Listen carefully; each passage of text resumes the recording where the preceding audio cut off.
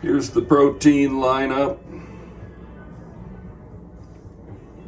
And not sure the quantities I'm going to use yet, but I'll tell you that roughly the mixture ground beef to sausage is going to be 3 parts ground beef to 2 parts sausage, roughly. Change it up the way you like. So here's the round steak I got out of the freezer, and I'm just gonna cube this up. That's gonna go in there. It's gonna make some good flavor and some good texture.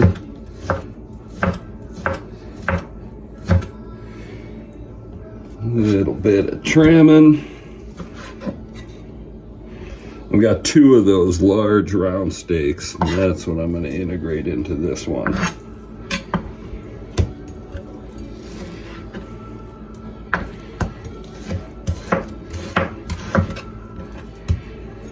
Small cubes, those ought to get good and tender in there.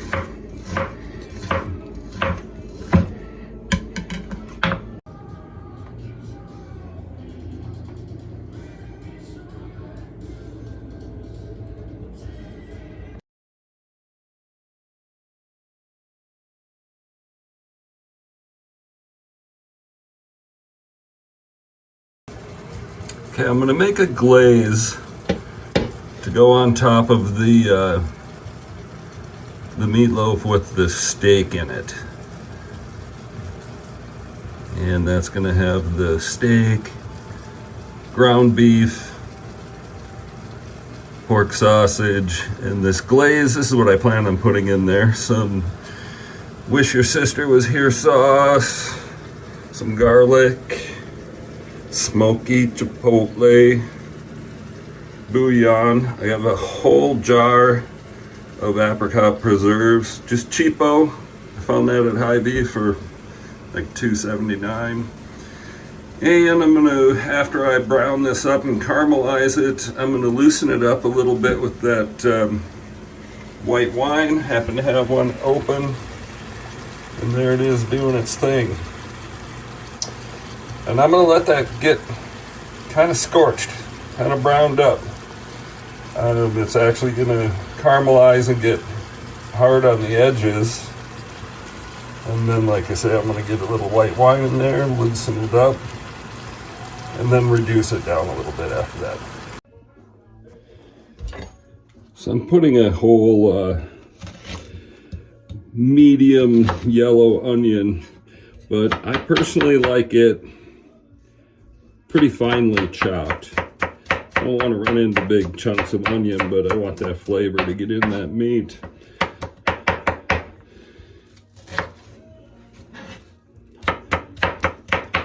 It'll be pretty big meatloaf, so that's not going to be too much onion.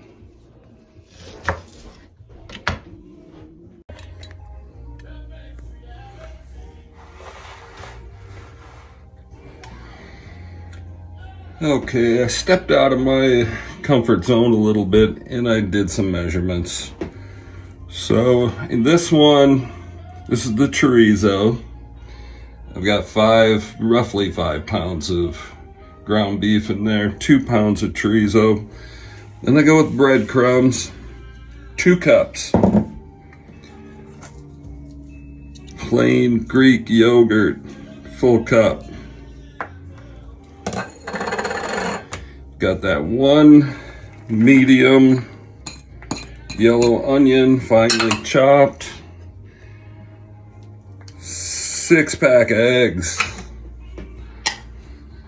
And there you go. The difference gonna be over here with the steak one is I am going to go ahead and do a little bit of garlic powder. Add a little something to that, but this one should be spicy enough, this chorizo.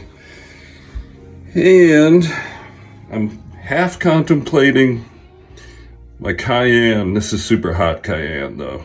This is 75,000 Scoville units. maybe 3 quick little shakes.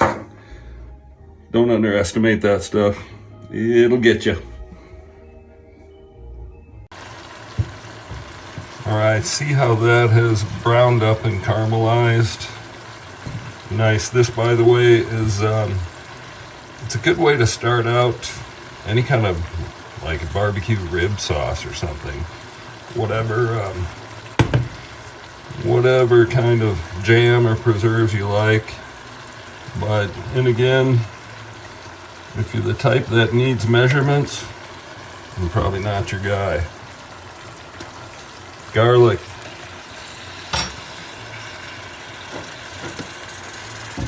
Smoky chipotle.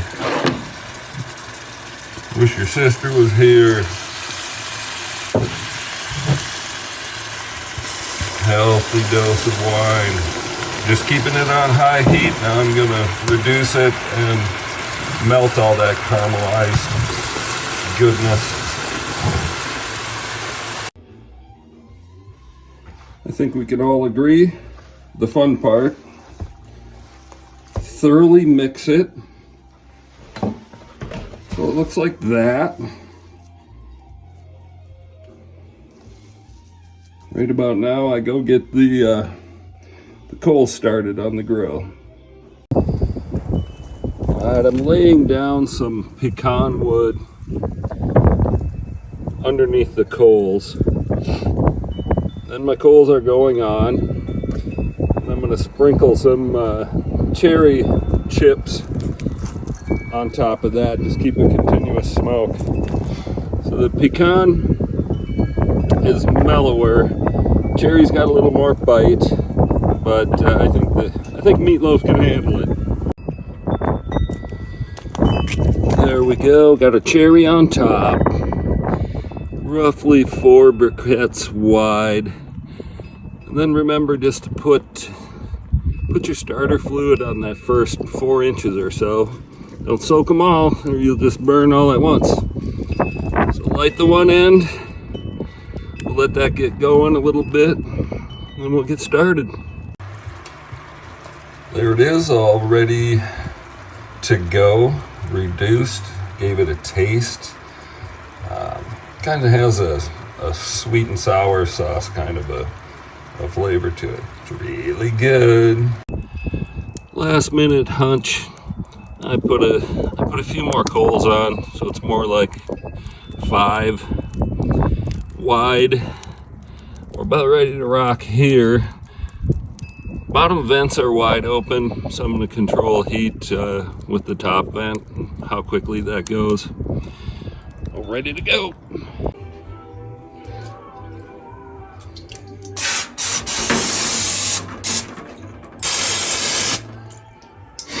Self-explanatory.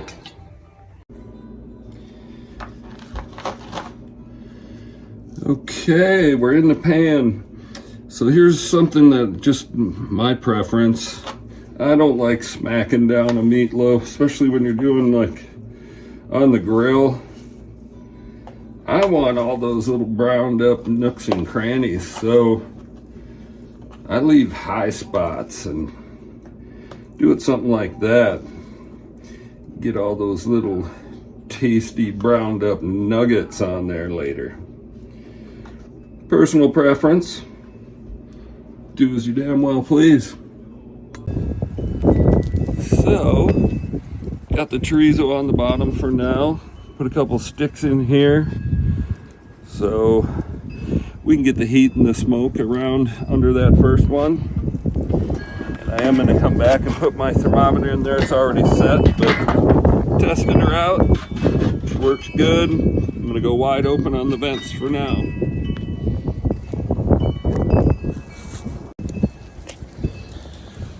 Alright, there's my ambient temperature probe.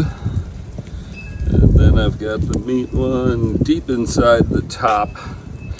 And I anticipate probably halfway through having to switch these so they cook evenly. That's where we're at so far. I'll keep you posted on my temperature and my time.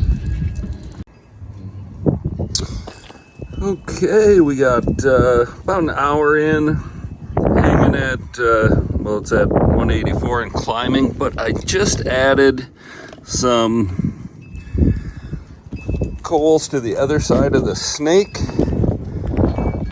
just to bump that heat up now at this point.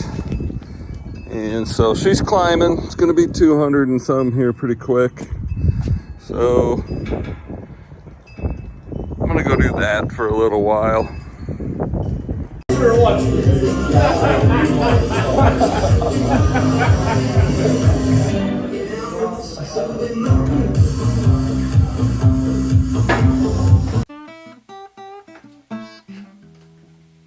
jump to the